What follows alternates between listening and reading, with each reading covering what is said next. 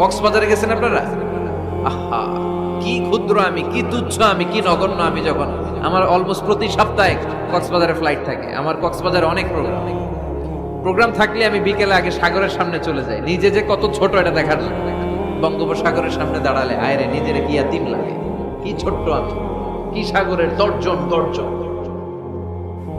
হিমছড়িতে যখন যাই, সিলেটের মাধবকুণ্ডে যখন যাই, মালয়েশিয়াতে মাঝে মাঝে যাই, ক্যামেরন হাইল্যান্ডে কিছু ওয়াটারফল আছে।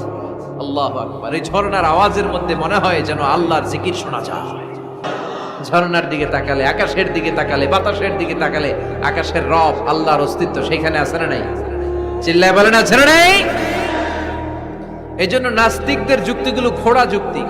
তারা বলে আনসিন ইজ নাথিং, যেটা দেখি না ওইটা মানি না। এরকম কিছু গাধা আছে না নাই?